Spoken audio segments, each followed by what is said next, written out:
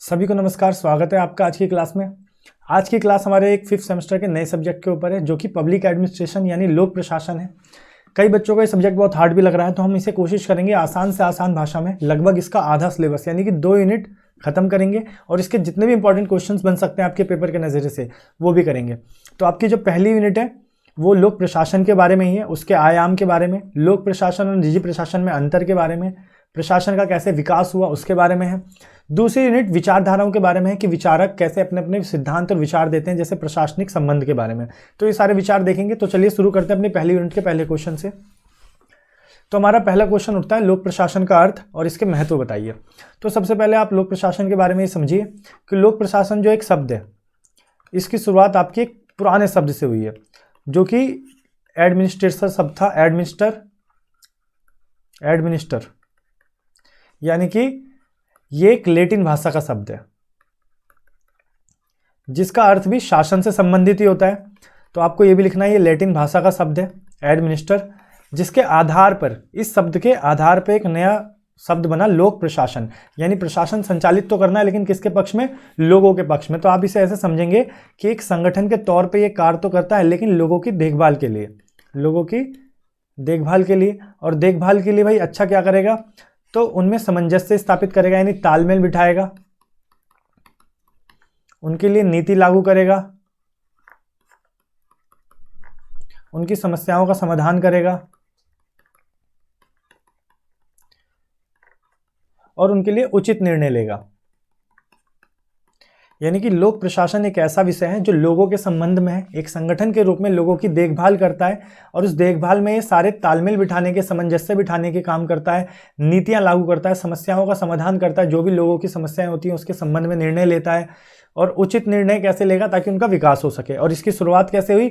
तो एक लैटिन भाषा का शब्द है एडमिनिस्टर, उस शब्द से हुई। तो देखते हैं अगला पॉइंट, इसके महत्व। लेकिन उससे पहले हम समझेंगे कि इसके बारे में अलग अलग विचारकों ने क्या विचार दिए हैं, क्योंकि जब आप पेपर में इसके बारे में भी लिखोगे कि विचारकों ने क्या विचार दिए हैं, उनकी तरफ से क्या परिभाषा है, तो बहुत अच्छी प्रेजेंटेशन हो जाती है और नंबर भी बहुत अच्छे मिलते हैं। तो सबसे पहला हमारा देखेंगे वुड्रो विल्सन के बारे में। तो वुड्रो विल्सन का मानना है कि लोक प्रशासन विधिगत रूप से कार्य करता है। विधि मतलब आप समझो ऐसे कानून, जो नियम कानून बनते हैं, और जब वो कानून विस्तृत रूप से लागू हो, विस्तृत यानी सामूहिक तौर पर पूरी जनता के लिए लागू किया जाए, और व्यवस्थित तौर पर यानी सही तरीके से लागू किया जाए, सही तरीके से, सुव्यवस्थित तरीके से। तो यही लोक प्रशासन है। लोक प्रशासन का कार्य यही होता है जब वो विधि को, कानून को विस्तृत और व्यवस्थित रूप से लागू करे, क्योंकि कानून ही किसी भी देश के, राज्य के, सरकार का सबसे प्रमुख आधार होता है। तो राज्य सरकार को चलाने के लिए कानून चाहिए और कानून को लागू करने के लिए लोक प्रशासन कार्य करता है। अगला पॉइंट है L D white. L D white क्या कहते हैं? ये कहते हैं कि किसी भी प्रयोजन या उद्देश्य के लिए, जैसे मैं मान लो देश का विकास ही करना है, एक राष्ट्र को अपने देश का विकास करना होगा, तो उस चीज के लिए उसे कई सारे नीतियों का निर्देशन, समन्वय और नियंत्रण करना पड़ेगा। और किसके ऊपर करना पड़ेगा? ये सब जनता पे, जनता को निर्देश देने पड़ेंगे, अलग अलग नीतियों के, नियम कानून के, जनता के बीच सामंजस्य यानी एकता स्थापित करना बहुत जरूरी है। और उन पे नियंत्रण यानी कि वो सख्ती में रहें, कानून उन पे लागू हो, ऐसा ना हो कोई भी बहुत ज़्यादा नकारात्मक प्रवृत्ति का हो जाए। तो लोक प्रशासन का अर्थ यही होता है। जैसे आप लोक प्रशासन में किसे कह सकते हो? तो पुलिस वाले हैं भाई, डीएम है, शिक्षक हैं, चिकित्सक है, ये सारे किसके लिए काम करते हैं? जितने भी सरकार के निर्देशन हैं यानी कि निर्णय हैं या पॉलिसीज हैं, उसको जनता पे लागू करने के लिए समन्वय, जनता के बीच सामंजस्य बैठा रहे, यानी कि जनता आपसी में ही ना तनाव में आ जाए, विवाद ना करने लगे, भेदभाव करके लड़ाई ना करने लगे। देखोगे आप कई सारे दंगे भी हो जाते हैं। इस स्थिति में भी क्या आता है? पुलिस काम करती है। पुलिस भी किसका हिस्सा है? लोक प्रशासन का हिस्सा है। और नियंत्रण बनाए रखे, नियंत्रण के लिए भी आप देखोगे सुरक्षा व्यवस्था काम करती है। पुलिस हो सकती है, सीआरपीएफ हो सकती है, सीआईएसएफ हो सकती है। तो लोक प्रशासन का अर्थ ऐसा होता है, ये मानना है एल.डी. वाइट का।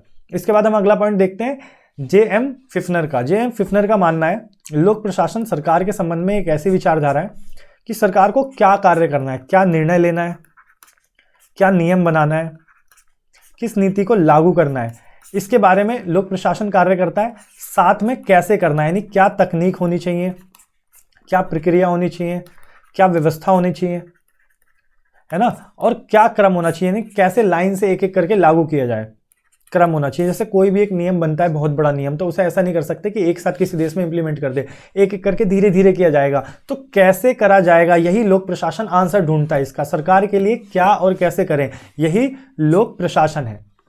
अगली बात इसके महत्व के बारे में आ जाएगी। तो लोक प्रशासन का महत्व क्या है, इसके बाद हम महत्व देखते हैं। महत्व क्यों देखना जरूरी है, क्योंकि आज देखो कि लोक प्रशासन की बहुत ज़्यादा आवश्यकता है और इसकी बहुत ज़्यादा उपलब्धियां हो रही हैं, जिस वजह से सरकार को लाभ भी हो रहा है और प्रशासन को संचालन सुचारू रूप से संचालन करने में आसानी होती है। तो ये सुचारू रूप से संचालन करने में बहुत ज़्यादा सहायता करता है। तो इसीलिए जानना जरूरी है हमें इसके महत्व। तो पेपर में ये महत्व भी आ सकता है, आवश्यकता भी आ सकता है, या इसका संचालन सुचारू रूप से कैसे हो रहा है ये भी आ सकता है। तो इन सब में लगभग एक ही पॉइंट्स लिखने। तो सबसे पहला पॉइंट है सरकार का आधार है। लोक प्रशासन कभी भी सरकार का आधार होता है। इसे ऐसे समझिए जैसे हमारी केंद्र सरकार है, केंद्र में हमारे पीएम काम कर रहे हैं, राज्य सरकार है, राज्य में हमारे सीएम काम कर रहे हैं। लेकिन कोई भी नियम नीति जब लोकसभा में बन जाए या विधानसभा में बन जाए तो इसके बाद ये थोड़ी हमारी जनता के बीच लागू कराने आते हैं। इसको लागू करने के लिए बहुत सारे अधिकारी काम करते हैं। जैसे आपने आईएएस सुने, यानी कि प्रशासनिक अधिकारी होते हैं, भारतीय प्रशासनिक अधिकारी जो केंद्र स्तर पे काम करते हैं। इसके अलावा आपने फिर पीसीएस सुने होंगे, जो पीसीएस होते हैं वो स्टेट लेवल पे काम करते हैं। तो दोनों ही लेवल पे काम करने के लिए लोक प्रशासन के अधिकारी हैं। तो सरकार का आधार है, क्योंकि सरकार का आधार ये एक इंपॉर्टेंट रोल निभाता है किसी भी नियम को, किसी भी नीति को लागू करने में। और आप सरकार के रूप में किसे देखते हो, तो आपसे रोज थोड़ी पीएम मिलने आ जाएगा, सीएम मिलने आ जाएगा। तो आप प्रशासन के रूप में अपने अधिकारियों को देखोगे जो आपके पास आ रहे हैं, जनता तक पहुंच रहे हैं। दूसरा पॉइंट जनता की उन्नति और का साधन है। उन्नति का साधन कैसे है, क्योंकि आप देखोगे जनता के लिए सारी नीतियां जो है जनता तक यही पहुंचाते हैं, जनता की आवश्यकताओं को पूरा यही करते हैं। जनता को समस्याएं होती है तो जनता किससे बोलते हैं, अधिकारियों से ही बोलते हैं। उन समस्याओं का समाधान भी फिर यही करते हैं, न्याय भी दिलाने का काम भी यही करते हैं। तो जनता की उन्नति के लिए कार्य हुआ। इसके बाद क्रियान्वयन का यंत्र, यानी कि उस चीज को इम्प्लीमेशन का यंत्र है लोक प्रशासन। जैसे आप देखोगे जो भी नीति बनेगी या नियम बनेगा वो हमने ऊपर ही समझ लिया, उसको लागू करने का, लागू सही ढंग से, शक्तिशाली ढंग से, शक्तिशाली व सख्त रूप से। ऐसा ना हो कि लागू तो हो जाए कहने के लिए पेपर पे, लेकिन वो दिख ही ना हो रहा हो समाज में। हमारे भारत में तो ऐसा बहुत होता है। तो इसके बारे में भी लोक प्रशासन को बहुत महत्वपूर्ण काम करना होता है कि अच्छे तरीके से नीतियों को लागू हो। अगला पॉइंट वही नीति लागू के बारे में है। कोई भी नीति होती है उसे लागू कौन करता है, लोक प्रशासन ही लागू करता है। और लोक प्रशासन की जरूरत ही इसलिए क्योंकि लोगों तक प्रशासन को पहुंचाता है वो और उस नीति को लागू करता है। संतुलन एवं सुरक्षा, संतुलन किसमें, जनता के बीच, और सुरक्षा बनाए रखना, संरक्षण देना। संतुलन कैसे, देखो आप देखोगे बहुत सारी जाति होती है, बहुत सारे धर्म हैं, बहुत सारे रंग के रूप के लोग हैं, बहुत सारे स्थान के लोग हैं। अब अलग अलग स्थान पे अलग अलग तरीके से लोग समाज में क्या करते हैं भाई, भेदभाव शुरू कर देते हैं। भेदभाव कर दें, ये एक दूसरे के साथ अन्याय जैसी स्थिति पैदा कर दें। तो इस स्थिति में लोगों के बीच संतुलन बनाए रखने के लिए लोक प्रशासन कार्य करता है और उन लोगों को जिनके साथ अन्याय हो रहा है या जो इसके शिकार हो रहे हैं उनके संरक्षण के लिए भी कौन काम करता है, लोक प्रशासन, क्योंकि जनता डायरेक्ट उनसे बात कर सकती है। फिर सेवा प्रदान करने हेतु उपकरण, जितनी भी सेवा होती है उसके प्रदान करने के लिए एक उपकरण के मशीनरी के रूप में काम करता है। चाहे आप कुछ भी काम कर रहे हो, कोई टिकट बुक करनी हो, रेलवे में जाना हो, ठीक है, कंप्लेंट करनी हो, तो ये उपकरण के रूप में काम करता है ना। आप जाके उन अधिकारियों से लोक प्रशासन की वेबसाइट्स पे जाके आप कंप्लेंट कर सकते हो, टिकट बुक कर सकते हो, या लोग उस अधिकारी तक, उस संस्था तक पहुंच सकते हो। तो एक उपकरण के रूप में काम कर रहा है सेवा प्रदान करने के लिए। तो ये पॉइंट हमारा पूरा खत्म हो गया। तो दोबारा देख लो आप इसे, लोक प्रशासन क्या है। तो लोक प्रशासन के बारे में आपने समझ लिया, एक संगठन के रूप में काम कर रहा है, लोगों के बीच तालमेल बिठाएगा, उनकी देखरेख करेगा, समस्याओं का समाधान करेगा और पूरे लोगों को एक साथ लेके आगे बढ़ेगा। और इस शब्द की शुरुआत हमारे लैटिन भाषा के एडमिनिस्टर से हुई। अगला पॉइंट हमारा क्या है कि इसके विचारक कौन कौन से थे। तो वुड्रो विल्सन ने कहा जो विधि के संबंध में विचार देते हैं। एल.डी. वाइट ने कहा जो प्रयोजन उद्देश्य को लागू कैसे किया जाए इसके बारे में बात करते हैं। फिर जे.एम. फिफ्नर का मानना है सरकार के लिए क्या और कैसे करना, इसका आंसर देता है लोक प्रशासन। फिर इसके हमने महत्व देखे, यानी उपलब्धियां या आवश्यकता देखी हमने, जो सरकार का आधार के रूप में काम करता है, जनता की उन्नति क्रियान्वयन का कार्य करता है, नीतियां लागू कर रहा है, संतुलन कर रहा है, सुरक्षा, सेवा का उपकरण। इसके बाद हमारा अगला क्वेश्चन उठता है जो बहुत इंपॉर्टेंट है, जिसके कई बार पेपर में आ रखा है और अभी भी आने की बहुत ज़्यादा संभावना है। तो क्या है, लोक प्रशासन और निजी प्रशासन में अंतर क्या है। तो चलिए इसको देखते हैं हम। दोनों ही अपने अपने नाम से लगभग समझ आ रहे हैं। जैसे लोक प्रशासन का मतलब होता है लोगों का प्रशासन, यानी ये किसके लिए काम कर रहा है, जनता के लिए, ठीक है। फिर इस पे अधिकार भी किसका होगा, जनता का। अब ये अधिकार प्रत्यक्ष या अप्रत्यक्ष किसी भी रूप से हो सकता है, जैसे हमारे देश में अप्रत्यक्ष रूप से है, कहते हैं हम जनता का अधिकार है, पब्लिक सेक्टर है, लेकिन डायरेक्ट पब्लिक रूल ना करके क्या करती है, पब्लिक द्वारा चुने गए प्रतिनिधि कार्य करते हैं। या इसमें कि इसमें निर्णय जनता के प्रतिनिधि करते हैं, जनता के हित के लिए करते हैं, जनता के जन लाभ के लिए करते हैं। जबकि निजी क्षेत्र आप निजी प्रशासन में होगा, यानी निजी प्रशासन कहाँ होगा, निजी क्षेत्र में। निजी क्षेत्र का मतलब आप मान लो जैसे प्राइवेट सेक्टर जो होता है, जैसे मेरी अपनी कंपनी होगी एक, उस कंपनी में प्रशासन कौन चलाएगा, सारे निर्णय कौन लेगा, ये नियम कौन बनाएगा, कोई व्यक्ति विशेष या कोई समूह जिसकी वो कंपनी होगी या जिसका वो प्रशासन क्षेत्र होगा। कोई व्यक्ति हो सकता है या कोई समूह हो सकता है। जबकि इसमें कौन है, जनता, जनता का प्रतिनिधि होता है। तो इसमें सामूहिक लाभ और जनता के लाभ की बात करी जाएगी, जबकि इसमें निजी क्षेत्र है तो निजी लाभ की बात की जाएगी। इन्हें जनहित से ज़्यादा मतलब नहीं होता। तो इसी में हम अंतर समझेंगे। आप अभी बहुत अंतर समझ गए होंगे, वैसे भी आपको काफ़ी पता होता है प्राइवेट सेक्टर और गवर्नमेंट सेक्टर में काफ़ी अंतर है। तो चलिए एक एक करके देखते हैं। सबसे पहले सामाजिक व व्यवसायिक। जैसे जो लोक प्रशासन का क्षेत्र है, जो लोक प्रशासन है उसे प्राइवेट सेक्टर से या व्यवसाय से मतलब नहीं होता, उसे लोग समाज से मतलब होता है, समाज के हित से मतलब होता है, समाज में न्याय से मतलब होता है, समाज में किस तरीके से तालमेल बैठे उससे मतलब होता है, समाज की आवश्यकताओं से मतलब होता है। ठीक है, और वो कभी भी ऐसे निर्णय नहीं लेते जिससे समाज को अनहित हो या हानि हो। और दूसरी तरफ निजी क्षेत्र की बात करें तो वो व्यवसायिक होता है। व्यवसायिक यानी कि व्यापार, व्यापार से लाभ, और व्यापार किसका, उत्पादन का। तो इनका जो ध्यान होता है ना वो सिर्फ उत्पादन पे होता है, किस तरीके से ज़्यादा से ज़्यादा अधिक उत्पादन हो, अधिक उत्पादन से अधिक लाभ हो, अधिक व्यवसाय हो। तो ये व्यापार निजी क्षेत्र का काम होता है। जबकि लोक प्रशासन का काम सामाजिक स्तर पर होता है, समाज को लेके चलना होता है, क्योंकि लोक प्रशासन की स्थापना ही समाज के लिए करी गई है, लोगों के लिए की गई है। इसका नाम भी आप देख लो, लोक प्रशासन, यानी लोगों के लिए प्रशासन। अगला अंतर है राजनीतिक लक्षण। अभी बहुत आसानी से समझ सकते हो, इन दोनों में ही राजनीतिक लक्षण अलग हो गए। लोक प्रशासन की बात करें तो ये कहीं ना कहीं अपने आप में एक जनतंत्र यानी लोकतंत्र का प्रमाण है, क्योंकि ये लोगों के लिए कार्य करता है और चुना भी लोगों द्वारा जाता है और कार्य भी लोगों द्वारा किया जाता है, लोगों के लिए किया जाता है। जबकि दूसरे राजनीतिक लक्षण की बात करें तो निजी जो क्षेत्र होता है या निजी प्रशासन होता है उसमें कोई राजनीतिक लक्षण जो होते हैं लगभग ना के बराबर होते हैं।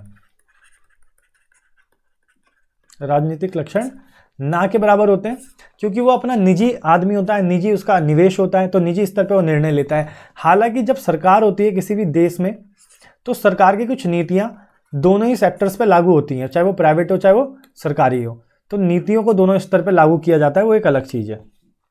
अगला पॉइंट है अपना लोगों की पहुंच, यानी कि लोगों की जो पहुंच है वो लोगों के सेक्टर तक ही तो होगी। यानी लोक प्रशासन में पूरे तरीके से लोगों की पहुंच होती है, वो वहाँ जा सकते हैं, वहाँ बात कर सकते हैं, समस्याओं को बता सकते हैं, वहाँ कंसर्न कर सकते हैं, अपना मांग कर सकते हैं किसी चीज़ की, या समाधान ले सकते हैं सीधे तौर पे। जबकि निजी क्षेत्र में लोगों की पहुँच नहीं होती। निजी क्षेत्र में जो निर्णय होते हैं स्वामित्व के होते हैं, जो मालिक होता है उसके होते हैं, और वो अपने हिसाब से निर्णय देता है, लोगों की उसकी तक पहुँच नहीं होती। और वो खुद डिसाइड करता है कि वो किस समाज के किस वर्ग के लिए काम करेगा, निचले वर्ग के लिए काम करेगा, उच्च वर्ग के लिए काम करेगा। इसमें लोगों की कोई पहुँच नहीं होती। उत्तरदायी और जवाबदेही, तो ये बहुत आसान है। जो लोक प्रशासन है उसकी उत्तरदायी ज़्यादा रहती है, उसकी जवाबदेही ज़्यादा रहती है, क्योंकि इसे लोगों के लिए काम किया जाता है। इवन इसे लोगों से ही चुना, लोगों से ही काम किया जा रहा है, क्योंकि लोगों के जो पैसा मिलता है, लोगों का टैक्स मिलता है, उसके द्वारा इसको संचालित किया जाता है। जबकि निजी क्षेत्र है, किसी व्यक्ति का निजी धन होगा, वो उसको अपने तरीके से प्रयोग करेगा। जबकि लोक प्रशासन में क्या होता है, लोगों के प्रशासन के लिए काम किया जा रहा है, वो संस्थाएं काम कर रही है जो लोगों के लिए काम कर रही है। तो वो संस्थाएं भी लोगों से ही हैं। कैसे है लोगों से, क्योंकि लोग जो अपना टैक्स देते हैं और लोग ही उसमें काम करते हैं, तो लोगों के प्रति इसकी उत्तरदेही और जवाबदेही दोनों बनती है, जबकि निजी की नहीं बनती। अगला पॉइंट इनमें अंतर क्या करेंगे तो लाभ का सिद्धांत। बहुत सामान्य बात है, जो निजी क्षेत्र होता है या निजी प्रशासन होता है वो इस चीज़ पे कार्य करता है, इसका प्रमुख कार्य जो होता है वो लाभ के सिद्धांत पे होता है कि कैसा उत्पादन करें जिससे ज़्यादा से ज़्यादा लाभ हो, किस वर्ग के लिए करें जिससे ज़्यादा से ज़्यादा लाभ हो, किस वस्तु का उत्पादन करें, कैसी वस्तु का उत्पादन करें ज़्यादा से ज़्यादा लाभ हो। जबकि इस लाभ के सिद्धांत पे लोक प्रशासन कार्य नहीं कर सकता, क्योंकि लोक प्रशासन अपने लाभ के लिए नहीं समाज के लाभ के लिए कार्य करेगा। तो उसे लाभ देखना है लेकिन पूरे समाज का, और समाज में अधिकतर देखोगे तो आप निचला वर्ग है, तो ये ज़्यादा से ज़्यादा किसके लिए काम करेगा, निचले वर्ग के लिए। आप आसानी से समझो दोनों लाभ के लिए काम कर रहे हैं, लेकिन एक को लाभ देखना है बहुसंख्यक का, जिसकी वजह से वो है लोक प्रशासन। दूसरा निजी प्रशासन, उसे देखना अपना निजी लाभ, और निजी लाभ उससे किसे मिलेगा, जो अमीर लोग होंगे, उच्च वर्ग होगा। तो इस तरीके से लाभ के सिद्धांत में भी दोनों ही सेक्टर्स का, दोनों ही प्रशासन का अपना अपना अंतर होता है, दोनों अपने अपने लिए कार्य करते हैं। सम्मान की बात करें तो आपको पता है सरकारी नौकरी का एक अलग जलवा होता है, उसका एक अलग सम्मान होता है, तो लोक प्रशासन का भी एक अलग सम्मान होता है। तो लोक प्रशासन में सम्मान जो होता है ज़्यादा मिलता है, लोगों का भी सम्मान मिलता है, और ऊपर से आपके पास अधिकार भी बहुत होते हैं, शक्तियाँ भी होती हैं। ठीक है, फिर आपके पास आप देखो गाड़ियाँ हैं भाई, उसमें लाइट है, जलवायु अलग है उसका। जबकि निजी क्षेत्र की बात करोगे तो निजी क्षेत्र में आप पैसा ही कितना कमा लो, लेकिन आपका सम्मान इतना ज़्यादा नहीं होता। कई बार आप देखोगे इंजीनियर को भी गांव देहात में तो लोग ऐसे ही बोल देते हैं कि इंजीनियर है लेकिन सरकारी नौकरी नहीं है। तो लोक प्रशासन का सम्मान बहुत ज़्यादा होता है। दूसरी बात करें संरक्षण की, तो आप सम्मान को संरक्षण से भी कनेक्ट कर सकते हो कि लोक क्षेत्र में ज़्यादा संरक्षण है, उन संस्थाओं में ज़्यादा संरक्षण होता है, इंसान को हर तरीके से संरक्षण मिलता है। स्वास्थ्य के रूप में भी संरक्षण मिलता है, शिक्षा के क्षेत्र में भी संरक्षण मिलता है, और संरक्षण वैसे भी मिलता है क्योंकि वो जॉब जो होती है काफ़ी सिक्योर होती है और वो काम भी सिक्योर तरीके से करते हैं। जबकि निजी प्रशासन की बात करें तो निजी प्रशासन में कर रहे कर्मचारी इनसिक्योर होते हैं, उनके संरक्षण की कोई बात नहीं होती। इसके अलावा उनके स्वास्थ्य की या उनके कंपनी के दौरान किसी दुर्घटना की इतनी ज़्यादा उपलब्धियां नहीं है, इतना ज़्यादा लाभ नहीं है, इतना ज़्यादा संरक्षण नहीं है जितना सरकारी में होता है। तो दोनों में लाभ में भी बहुत ही अंतर है, संरक्षण में भी बहुत ही अंतर है। इसके बाद लोक उत्तरदायित्व की बात करें तो ये पॉइंट हम समझ चुके हैं। लोक उत्तरदायित्व ये लोक प्रशासन के क्षेत्र की बात कर रहा है। तो लोक प्रशासन के क्षेत्र का लोक उत्तरदायित्व से काफ़ी संबंध होता है क्योंकि ये लोक प्रशासन लोगों के लिए ही है, तो लोक उत्तरदायित्व के लिए कार्य करता है। जबकि निजी प्रशासन का ऐसा कोई कार्य नहीं है और इससे संबंधित ये कार्य भी नहीं करता। लोक प्रशासन है ही इस पर स्थित। मुद्रा की सावधानियां, ये भी एक इंपॉर्टेंट पॉइंट है। लोक प्रशासन को ज़्यादा सावधानी रखनी पड़ती है, सम्मान भी है, सुरक्षा भी है, लेकिन इसको सावधानियां ज़्यादा रखनी पड़ेंगी। भाई सावधानी ज़्यादा क्यों रखनी पड़ेंगी? क्योंकि जो मुद्रा है ना, ये धन है, ये इसका नहीं है, ये लोगों का है, जनता का है, और इस धन से इसको कार्य भी किसके लिए करना है? जनता के लिए, जनता के लाभ के लिए। ऐसा कोई कार्य नहीं कर सकता जिसको कर दे, लॉस हो जाए और फिर बोले लॉस हो गया कोई बात नहीं दोबारा इन्वेस्ट कर देंगे। ऐसा हम निजी क्षेत्र में देख सकते हैं क्योंकि निजी क्षेत्र में उसका जो धन है वो भी निजी है, तो वो कहीं भी इन्वेस्ट करे, उसका प्रॉफिट भी हो सकता है या घाटा भी हो सकता है, लेकिन इसमें लोगों का घाटा सहन नहीं हो सकता। देखो आप लोग जनता आंदोलन कर देती है, विरोध पे आ जाती है। तो मुद्रा की लोक प्रशासन को बहुत ज़्यादा सावधानियां देखनी होती है, उसे पूरी कोशिश करनी होती है सिर्फ और सिर्फ प्रॉफिट हो, सकारात्मक प्रभाव ही मिले। तो ये आपका ये पॉइंट भी क्लियर हो गया। तो इससे दो क्वेश्चन बनते हैं, दोनों क्लियर कर लिया आपने। लोक प्रशासन क्या है, इसके बारे में विचारकों के क्या विचार हैं और इसके महत्व, और दूसरी बात आपने लोक प्रशासन और निजी प्रशासन में अंतर समझ लिया। तो अगला हम सेकंड यूनिट के क्वेश्चंस देखेंगे। हमारे दो बड़े बड़े विचारक हैं, उनके विचारों को देखेंगे, जिनमें से एक तो पेपर में पक्का आता है और इसको करने से आपका काफ़ी ज़्यादा काम बन जाएगा।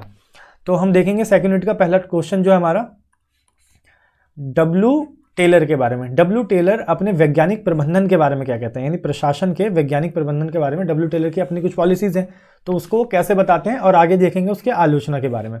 तो चलिए देखते हैं इनके बारे में। टेलर का जन्म 20 मार्च को 1856 में जर्मनी में हुआ। इनकी जीवन के ज़्यादातर अनुभव इन्होंने यूरोप में करे, क्योंकि यूरोप से संबंधित है तो यूरोप में इन्होंने अनुभव करे और काफ़ी सारे एक्सपीरियंसेस लिए। इसके बाद इन्होंने कुछ आविष्कार भी करे, जैसे इन्होंने गर्म उपकरणों का आविष्कार किया, काटने के कई सारे उपकरणों का आविष्कार किया मशीनों को काटने के लिए। इसके अलावा लोहे के हथौड़े का भी आविष्कार किया। आगे चल के इनके प्रशासन की विचारधारा की बात करें तो ये प्रशासन में चाहते थे वैज्ञानिक दृष्टिकोण। वैज्ञानिक दृष्टिकोण यानी आपको सोच समझ के निर्णय लेके प्रशासन को डिसाइड करना चाहिए, प्रशासन के बारे में निर्णय लेना चाहिए। तो वैज्ञानिक दृष्टिकोण में ये चाहते थे कि वो जो हो बहुत ही ज़्यादा कार्य क्षमता वाला हो, यानी इसकी कार्य क्षमता बहुत ज़्यादा हो ताकि उत्पादन बढ़े, और प्रभावशीलता हो इसमें, यानी बहुत प्रभावशाली हो, प्रभावशीलता यानी बहुत ज़्यादा प्रभावशाली हो ताकि उत्पादन बहुत बढ़े और इससे लाभ भी बहुत ज़्यादा से ज़्यादा हो। तो यानी कहीं ना कहीं निजी प्रशासन में ज़्यादा दिखते हैं। निजी प्रशासन में दिखने का कारण ये कह रहा हूँ मैं, क्योंकि लाभ के प्रति ज़्यादा उत्साहित रहते थे। इनका मानना था कार्य क्षमता समय समय में बढ़ते रहनी चाहिए, प्रभावशीलता होनी चाहिए ताकि उत्पादन ज़्यादा से ज़्यादा बढ़े, यानी उत्पादन की वृद्धि और लाभ पर ये ज़्यादा ध्यान देते थे। अब देखते हैं इनके सिद्धांतों को एक एक करके अलग अलग पॉइंट्स के अनुसार। सबसे पहले टेलर के बारे में हम ये देखेंगे। टेलर के अनुसार जो इन्होंने वैज्ञानिक प्रशासनिक कार्य कहे, यानी ये कार्य होते क्या है, तो पहले तो निश्चित समय सीमा होनी चाहिए। निश्चित समय सीमा किसकी? उत्पादन की। जो भी आपने उत्पादन डिसाइड किया है, निर्णय किया है, उसका एक समय सीमा होनी चाहिए।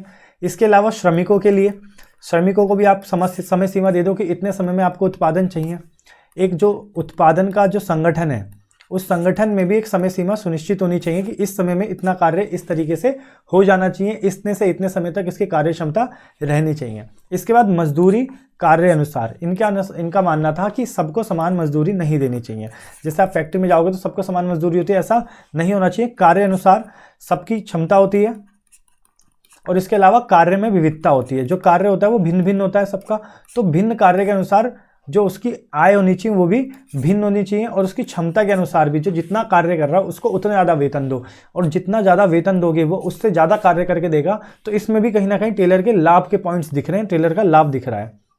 ठीक है, अगला पॉइंट हम देखते हैं, उचित व्यक्ति को उचित पद। टेलर का यही मानना था कि आप किसी को भी कोई सा भी पद नहीं दे सकते। अब जैसे एक व्यक्ति जो ज़्यादा शिक्षित नहीं है, वो ज़्यादा शिक्षित नहीं है, उसे आप मैनेजर बना दोगे तो इस स्थिति में वो संगठन पूरे तरीके से बर्बाद हो जाएगा। तो उचित पद दो उचित व्यक्ति को, यानी जो पद है उस पद के हिसाब से उस व्यक्ति की योग्यता चेक करो, और जो व्यक्ति योग्य हो उसी को वो काम दो, जिस वजह से उसकी प्रोडक्टिविटी और ज़्यादा बढ़ेगी और फिर आपको फिर और ज़्यादा काफ़ी मिलेगा लाभ। अगला पॉइंट, फिर इनकी धारणाएं देखेंगे, यानी कि वैज्ञानिक प्रबंधन के बारे में ये कहते हैं कुछ धारणाएं थी इनकी। धारणाएं मतलब विचारधाराएं जिसमें काम करना चाहिए, तभी वैज्ञानिक माना जाएगा। सुधार, शोध और वैज्ञानिक विधि, इनके अनुसार जो संगठन होना चाहिए उसमें समय समय पे सुधार होना चाहिए। संगठन में समय समय पे सुधार होना चाहिए। सुधार कैसा? जो आवश्यकता पड़े उसकी सुधार। अब देखो मार्केट में तकनीक आ गई है तो तकनीक का सुधार करो, मशीन का प्रयोग हो रहा है तो मशीन का प्रयोग करो, मांग अगर बदल रही है तो मांग भी आप बदलो। यानी एक वैज्ञानिक विधि होती है जब टेक्नोलॉजिकल तरीके से देखोगे डिमांड किस चीज़ की है, किस तरीके से हम उत्पादन को बढ़ा सकते हैं, तो आपको वो विचारधारा रखनी चाहिए और परिवर्तन करने से नहीं डरना चाहिए, आपको परिवर्तन कर देना चाहिए, चाहे वो मजदूरों का हो चाहे वो श्रमिकों का हो। ठीक है, इसके बाद निर्देशों का पालन मजदूरों द्वारा, इनके अनुसार एक संगठन और उसका लोक प्रशासन या उसके प्रशासन की बात कर लेते हैं। यानी संगठन का प्रशासन अच्छा जब भी माना जाएगा जो निर्देश मैनेजर द्वारा, स्वामी द्वारा दिए गए हैं, ठीक है, वो मजदूरों द्वारा अच्छे से पालन किए जाएंगे, और जब वो पालन किए जाएंगे तो उत्पादन और अच्छे से बढ़ेगा और वो मजदूर और श्रमिकों का संबंध बहुत अच्छा होगा। और जहां इनके बीच संबंध अच्छा स्थापित हो जाएगा, जिस भी संगठन में संबंध स्थापित अच्छा हो जाता है तो संगठन बहुत ज़्यादा विकसित हो जाता है और बहुत ज़्यादा उन्नति करता है। ठीक है, अगला पॉइंट है आर्थिक कारक मजदूरों को प्रेरित करने के लिए। कोई भी संगठन उसके उत्पादन के लिए किस पे निर्भर है? मजदूरों पर। ठीक है, निर्भर है पूरे तरीके से मजदूरों पर। और मजदूर किस लिए उस संगठन में काम कर रहे हैं भाई? अपने आय के लिए, अपने लाभ के लिए। लाभ तो बेचारे खैर क्या ही कमाएंगे, जो उनका वेतन है वो उन्हें मिल जाए, और अगर वेतन उचित मिले और ऐसा मिले जिससे उन्हें लगे लाभ हो रहा है, भाई बहुत अच्छा इनकम मिल रही है, बहुत अच्छा पैसा मिल रहा है, तो इस स्थिति में इस आर्थिक कारण से उस संगठन का बहुत ज़्यादा उन्नति होना पक्का हो जाएगा और संभव होगा कि उसमें लाभ सबको होने लग जाए, मजदूरों को भी और कंपनी को भी। तो इस स्थिति में भी उन्नति हो जाएगी इसकी और विकास होने लगेगा। तो ये कहीं ना कहीं मानना इनका ठीक है कि आप आर्थिक कारक को लेके आओ तो मजदूर अच्छे से उत्पादन करेगा और कंपनी का भी विकास अच्छे से होगा। अब इनके कुछ सिद्धांत थे जो बहुत इंपॉर्टेंट सिद्धांत हैं। इनके अनुसार यही कुछ वैज्ञानिक सिद्धांत है जो लोक प्रशासन में या किसी भी प्रशासन में बहुत आगे लेके जाएगा उस कंपनी को या संगठन को। तो इस सिद्धांतों को हम देखेंगे। वैज्ञानिक दृष्टिकोण, सेम बात, यानी किसी भी कार्य के लिए, निर्णय के लिए, उत्पादन के लिए, आप उत्पादन करो चाहे कार्य करो। इसके अलावा श्रमिकों के नियमों के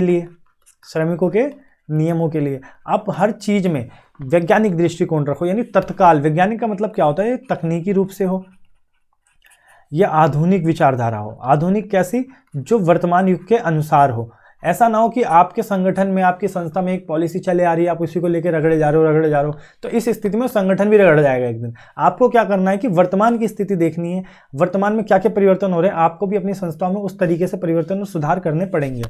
फिर कार्य का कठोर वर्गीकरण मतलब जैसे एक कंपनी है उसमें बहुत अलग अलग स्तर पर काम करेंगे।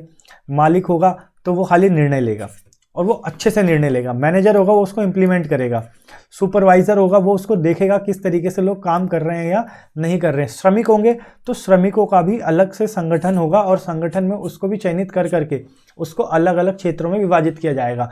यानी कठोर वर्गीकरण की वजह से ये होगा, कोई जैसे श्रमिक है वो उत्पादन में बहुत अच्छा है, कोई मशीन चलाने में बहुत अच्छा है, तो मशीन के लिए बहुत अलग तरीके से श्रमिक होंगे, उत्पादन के लिए अलग तरीके से श्रमिक होंगे। जो मजदूर होगा वो मजदूरी का कार्य करेगा। इस स्थिति में भी संगठन का बहुत ज़्यादा विकास होगा। सेम वही लगभग संबंधित बात है चयनित कार्यबल, वैज्ञानिक दृष्टिकोण और तर्कसंगत। यानी कि जब ये चयन करते हैं अपनी संस्था में वर्कर्स का, मजदूरों का, या फिर मान लो आप किसी भी एम्प्लॉय का, तो वो दृष्टिकोण वैज्ञानिक और तर्कसंगत करते हैं। यानी जैसा आज होता है ना, इंटरव्यू लिया जाता है, आपकी स्किल्स चेक करी जाती हैं, स्किल होना चाहिए आप में, यानी आपकी क्षमता होनी चाहिए, आप योग्य होने चाहिए, उस हिसाब से चयन होना चाहिए। ऐसे ही नहीं कि किसी को भी चयन कर लिया, फिर कंपनी तो फिर खराब, संस्था खराब। तो इस स्थिति में प्रशासन अच्छा नहीं माना जाएगा। प्रशासन कब माना जाएगा? जब कार्यबल पूरे तरीके से चयनित हो, और वो चयनित भी किस आधार पर हो? वैज्ञानिक और तर्क संगत आधार पर, जिसकी मांग हो, जिसके आधार पर हमें प्रोडक्टिविटी, उत्पादन दिखे। ठीक है। अगला पॉइंट है दायित्व निर्धारण, मालिक का अलग और श्रमिकों का अलग। दायित्व मतलब आप मान लो जिम्मेदारी, इसका निर्धारण होना चाहिए कि मालिक को क्या जिम्मेदारियां देखनी है और उस जिम्मेदारी के अनुसार क्या काम करना है और कैसे काम करना है। और मालिक की जो जिम्मेदारी है वो उसे पूरे तरीके से निभानी चाहिए, चाहे वो वेतन देने की हो। ठीक है, आप लिख लेना, इसे मैं बता दे रहा हूँ। चाहे वो वेतन देने की हो, चाहे मालिक को मजदूरों के लिए बोनस देने की हो, चाहे उनके लिए नियम बनाने की हो, नीति बना के उन पर लागू करने की हो। सेम दायित्व श्रमिकों का होता है, अपने जो वेतन है उसके प्रति जस्टिस करें, उतना काम करें, ईमानदारी दिखाएं। ठीक है भाई, लॉयल्टी हो, उत्पादन अच्छे से करें। तो इस स्थिति में संस्था बहुत ज़्यादा विकसित होगी, और यही वैज्ञानिक दृष्टिकोण था टेलर का। लेकिन आगे चल के हम देखेंगे तो हर विचार की, बड़े बड़े विचार की देखोगे तो आलोचना होती है। तो इसकी भी कुछ आलोचनाएं थी, तो इसकी आलोचनाएं देखते हैं।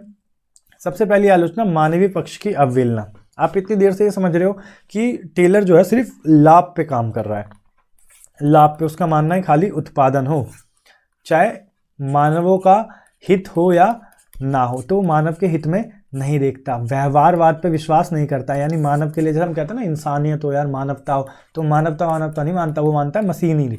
यानी कि जो मानव है उसके लिए जो मजदूर है वो मशीन है, उसका मानना है उसने पैसे दिए हैं तो उसको पूरा यूज करेगा वो। तो इस स्थिति में उसका मानवीय पक्ष की अवहेलना करी जाती है, क्योंकि वो बिल्कुल नहीं ध्यान देता मानवीय पक्ष को कि मजदूरों को क्या सहायता देनी चाहिए, कितना रेस्ट देना चाहिए, किस तरह से देना चाहिए। उसका मानना है पैसा दो, काम करवाओ, सिर्फ और सिर्फ लाभ हो, उनका भी लाभ हो, अपना भी लाभ हो, लेकिन मानवीय पक्ष को वो भूल जाता है। इसके अलावा मौद्रिक कारक पर अधिक बल।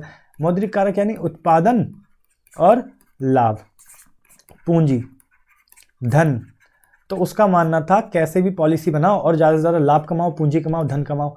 लेकिन ऐसी स्थिति में वो बहुत सारे सामाजिक मुद्दों को छोड़ देता है, सामाजिक मुद्दों को छोड़ देता है और मजदूरों के लाभ को भी छोड़ देता है।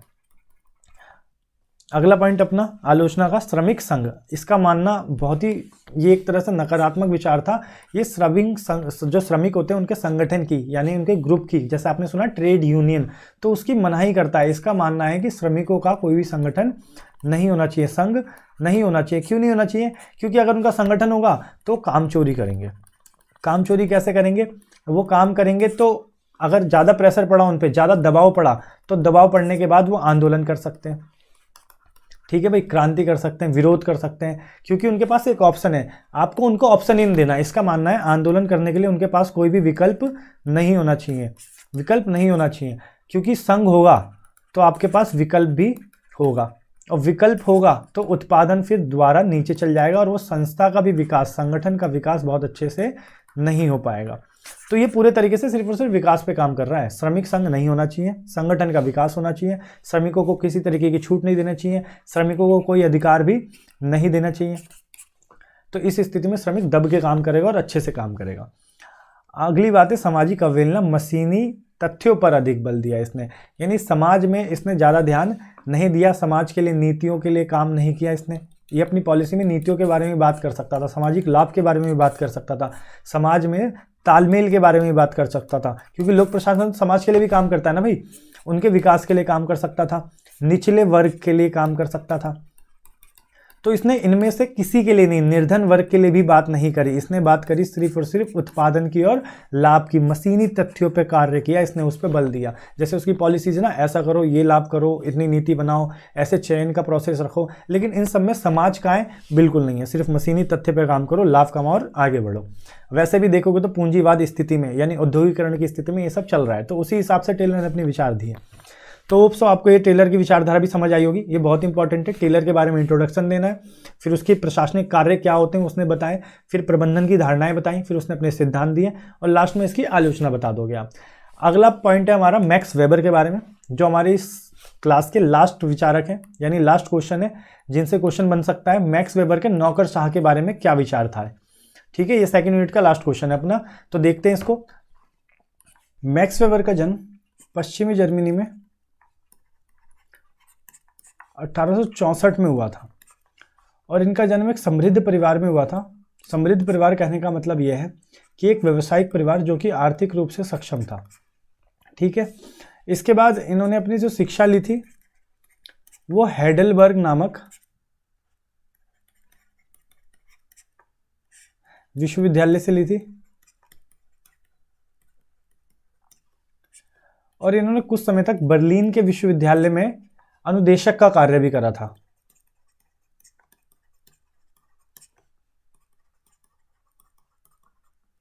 अनुदेशक का कार्य, इंस्ट्रक्टर का।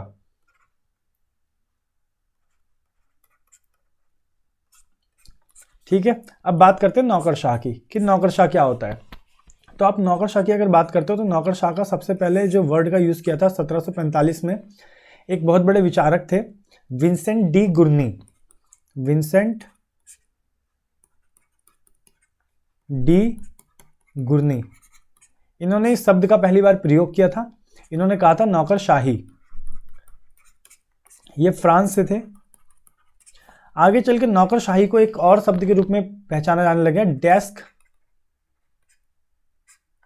कर्मचारी, यानी कि इन्हें टेबल कर्मचारी या डेस्क ऑफिसर्स भी कहते हैं, क्योंकि टेबल पे बैठ के कार्य करते हैं। अब नौकरशाह की बात करें तो नौकरशाह क्या है, तो नौकरशाह दो शब्दों से मिलकर बना है, शाह जो बाद में लिखा है और पहला नौकर, यानी ये शाह के नौकर है। और शाह का मतलब शासन, शासन के नौकर, जो भी सरकार वहाँ चल रही है उसके नौकर, उसके कर्मचारियों को नौकरशाह कहते हैं, जो उस सरकार के लिए कार्य करते हैं, उस जनता के लिए कार्य करते हैं, सरकार के बिहाफ पे।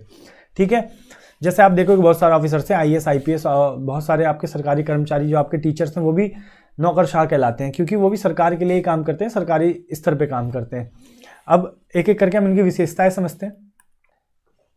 पहली विशेषता है विशेषज्ञों के साथ कार्य विभाजन, यानी कि अलग अलग क्षेत्र में अलग अलग जो कार्य होते हैं उसको ये लोग विभाजित कर देते हैं, ताकि उसमें जो उत्पादन है, उत्पादन यानी जो उसकी प्रोडक्टिविटी है वो और ज़्यादा बढ़ जाए। विशेषज्ञों के साथ, जो जिस क्षेत्र में विशेषज्ञ होता है, कुशल होता है और चयनित होता है, यानी जिस चीज़ के लिए चयनित होता है उसे उस रूप में उस क्षेत्र में कार्य करने के लिए विभाजित कर दिया जाता है। दूसरा, नियमों द्वारा कार्य परिभाषित, यानी कि ये उल्लंघन नहीं कर सकते कि किसी भी नियम का, क्योंकि ये सरकारी कर्मचारी हैं, यानी सरकार के नियंत्रण में रहते हैं। और आप देखोगे अगर ये उल्लंघन करते हैं तो ये फिर निलंबित भी हो जाते हैं, यानी सस्पेंड कर दिए जाते हैं। और इन्हें नियमों के आधार पर ही अपने कार्य को करना होगा, अपनी जो भी ड्यूटी होती है उसे निभाते हैं ये लोग। ठीक है, प्रशासन के लिए कार्य करते हैं और सरकार के प्रति इनकी उत्तरदायित्वता होती है। तो नियमों को ये लोग परिभाषित करते हैं, नियमों के द्वारा ही परिभाषित कार्य परिभाषित होते हैं इनके, बिना नियम के अलावा कुछ काम नहीं कर सकते। जिसको जो अलॉट कार्य हुआ है वही कार्य करते हैं ये लोग। अगला पॉइंट है प्राधिकार का पदशोपना, यानी कि प्राधिकार का पदसोपन होता है। कैसे होता है कि जितने भी अधिकारी होते हैं या फिर उनके नीचे कर्मचारी होते हैं वो एक दूसरे के अधीनस्थ होते हैं। जैसे इसके ऊपर सबसे बड़ा अधिकारी होगा, प्रमुख अधिकारी होगा, और ये सब एक दूसरे के अधीनस्थ होते हैं, कार्य करते हैं और एक दूसरे के नियंत्रण में कार्य करते हैं। यानी कोई भी पूरे तरीके से स्वतंत्र नहीं हो सकता। जब हम कहते हैं ना स्वतंत्र होकर कार्य करेगा तो व्यक्ति निरंकुश हो सकता है, जिसपे कोई अंकुश नहीं हो सकता, तानाशाही कर सकता है वो। तो हम देखते हैं कि कोई प्रमुख अधिकारी होता है, उसके ऊपर भी प्रशासन होता है, मंत्री होते हैं, उसके नीचे एक अधिकारी होता है या फिर कई सारे अधिकारी होते हैं, उनके नीचे कई सारे कर्मचारी होते हैं। ठीक है, उसके नीचे अधीनस्थ कर्मचारी होते हैं। कोई भी व्यक्ति स्वतंत्र नहीं हो सकता और मनमाना रवैया नहीं अपना सकता। अगला पॉइंट है क्षमता अनुसार चयन। क्षमता अनुसार चयन का मतलब है जो चयन होता है, आप देखो इसके लिए परीक्षा होती है। ठीक है, इंटरव्यू होते हैं, अलग अलग लेवल पे जांच पड़ताल होती है और उसके बिहाफ पे फिर चेक किया जाता है किसकी कितनी क्षमता। उस परीक्षा में देखा जाता है उस फिजिकल, जैसे आप पुलिस का एग्जाम दोगे तो पुलिस में एग्जाम भी होगा, फिर आपका फिजिकल भी होगा, जिसके बिहाफ पे आपको चेक किया जाएगा कि आप सक्षम हो या नहीं हो। अगर आप सक्षम हो, आप में क्षमता है तो आप चयनित होते हो, और आप सक्षम नहीं हो तो आप चयनित नहीं होते। अगर आप असक्षम हो तो आप चयनित नहीं होते, और आप चयनित नहीं होगे, कार्य नहीं करोगे। इस स्थिति में क्या है, जो उत्पादन है वो और बढ़ेगा और कार्य जो है सफल रूप से होगा, कुशल रूप से होगा, और फिर इससे लोगों का भी बहुत ज़्यादा लाभ होगा और सरकार का भी लाभ होगा। तो क्षमता के अनुसार चयन करते हैं ये लोग, किसी को भी चयन नहीं कर लेते। इसके बाद पद अनुसारिक औपचारिक संबंध। पर औपचारिक संबंध इसका मतलब होता है कि हर, देखो नौकरशाह में हर किसी को अपना सेपरेट पद मिला होता है। जैसे कि हम मान लेते हैं एसआई है, यानी सब इंस्पेक्टर है, अब उसके ऊपर इंस्पेक्टर है, फिर उसके ऊपर एसएचओ है।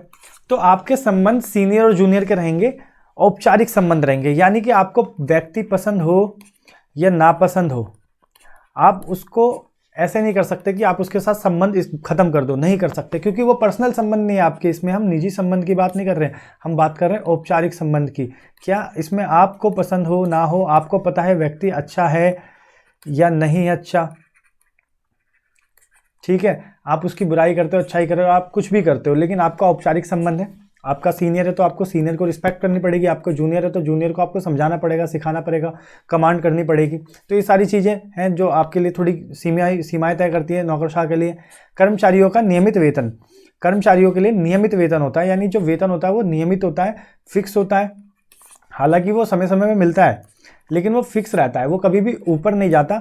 जिसकी आप कितना भी उत्पादन कर लो, उत्पादन का मतलब होता है कि कितना भी कार्य कर लो, ठीक है, अपनी क्षमता आप बढ़ा लो, एक्स्ट्रा बढ़ा लो, या फिर आप जो टाइम है उसको, समय को भी बढ़ा लो, लेकिन आपका जो वेतन है वो नियमित ही रहता है। हालांकि बीच बीच में आपको गिफ्ट वगैरह मिल जाए, लेकिन वेतन हमेशा नियमित रहेगा और उसी के अनुसार, नियम के अनुसार ही आपको प्रमोशन मिलेगा, यानी उन्नति मिलेगी।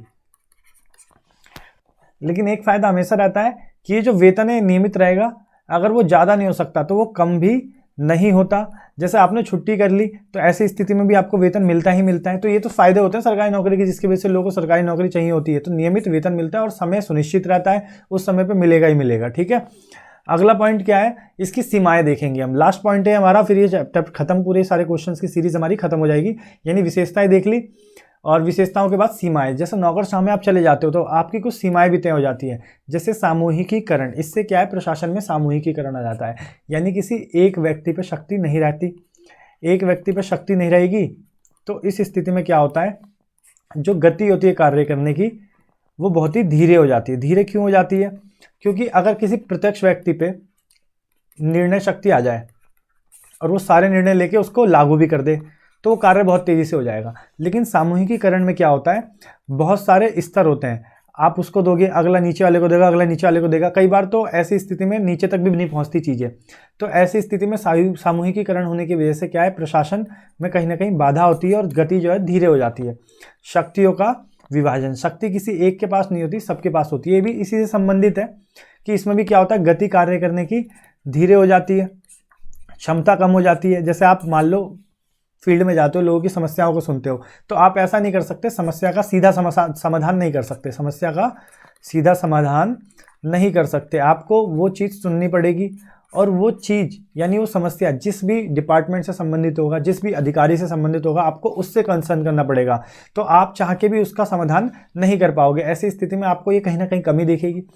अव्यवसायी प्रशासन, ये भी एक कमी है, क्योंकि इसमें आप लाभ नहीं कमा पाओगे, आप व्यवसाय नहीं कर पाओगे। कहीं ना कहीं सरकारी नज़रिए से तो ठीक ही है कि आप व्यवसाय नहीं करोगे तो भाई जनहित में लगे रहोगे, लेकिन फिर भी इंसान ऐसी स्थिति में क्या करता है, फिर कालाबाजारी शुरू कर देगा, घूसखोरी शुरू कर देगा, क्योंकि उसे क्या लाभ चाहिए। अब लाभ कमाने के लिए वो प्रत्यक्ष रूप से व्यापार नहीं कर पाएगा। अगर प्रत्यक्ष व्यापार नहीं कर पाएगा तो इससे सरकार को नुकसान होगा, क्योंकि वो अप्रत्यक्ष रूप से लोगों का शोषण करने लगेगा। तो ये इसकी कमी है, अव्यवसायिक प्रशासन है, इसमें व्यवसाय करने की अनुमति नहीं होती, इसमें किसी तरीके का लाभ की भी अनुमति नहीं होती। फिर ऐसी स्थिति में नकारात्मक पॉइंट देखने को मिलते हैं कि व्यक्ति गलत तरीके से, जो कर्मचारी हो, गलत तरीके से लाभ कमाने की कोशिश करता है। इसके बाद प्रत्यक्ष लोकतंत्र, ये भी एक कमी है। प्रत्यक्ष लोकतंत्र में क्या होता है, आपको सभा के प्रति जवाबदेह होना पड़ता है। सभा किसकी, आपके उच्च अधिकारियों की भी हो सकती है, और कई बार जब जनता की सभा होती है, जनता की सभा में भी आपको जवाबदेही होना पड़ेगा। आपके प्रति जिम्मेदारी है, जनता के प्रति आपकी जिम्मेदारी है, क्योंकि आप लोकतंत्र में काम कर रहे हो, यानी लोगों का शासन है, भले प्रत्यक्ष हो या अप्रत्यक्ष हो, और आप जो अधिकारी हो, नौकरशाह हो, यानी आप उनके लिए ही काम कर रहे हो किसी भी तरीके से, चाहे वो प्रत्यक्ष हो चाहे अप्रत्यक्ष हो। अगला पॉइंट है प्रतिनिधित्व, यानी कि आप, ये कहीं ना कहीं बहुत बड़ी कमी मानी जाती है। जैसे कि मान लेते हैं एक IAS है और बहुत सक्षम है, मान लो, ठीक है, और बहुत शक्तिशाली तरीके से काम कर सकता है वो, लेकिन जो अधिक प्रतिनिधित्व है, यानी कि नेता, जैसे साफ भाषा में नेता कह सकते हो, जनता ने जिसे चुनाव में चयन किया है, ऐसी स्थिति में समय समय पे ये जो है उस पर लगाम लगाता है या नियंत्रण रखने की कोशिश करता है। हालांकि उसको खुद नहीं पता नियंत्रण क्यों रख रहा हूँ, या फिर क्या काम कर रहा है, किस तरीके से काम कर सकता है, किस तरीके से विकास हो सकता है, उसे बस अपना निजी हित दिखता है, अपना वोट बैंक दिखता है। ऐसे में जो कर्मचारी है वो अपनी क्षमता का पूर्ण उपयोग नहीं कर पाता, ठीक है, पूर्ण उपयोग नहीं कर पाता, और जनता का जितना लाभ है वो लाभ नहीं हो पाता। कई बार प्रतिनिधित्व के अनुसार होता है, यानी प्रतिनिधि जो है वो अपने अनुसार निर्णय लेता है, और वो निर्णय जनता के पक्ष में भी हो सकता है और विपक्ष में भी हो सकता है। तो फाइनली आपके ये दोनों यूनिट खत्म हो जाते हैं। इन दोनों यूनिट से दो इंपॉर्टेंट क्वेश्चन मैंने बता दिया। आशा करता हूँ आपको समझ आया होगा, ठीक है। अच्छे से इसके नोट्स बना लीजिए, पेपर में इससे रिलेटेड क्वेश्चन आएगा, और इसकी पीडीएफ में नीचे डिस्क्रिप्शन में लिंक है हमारे टेलीग्राम का, उसमें डाल दे रहा हूँ, आप उसे भी ज्वाइन कर सकते हैं। बाकी मिलते हैं अगली क्लास में, तब तक के लिए सबको नमस्कार।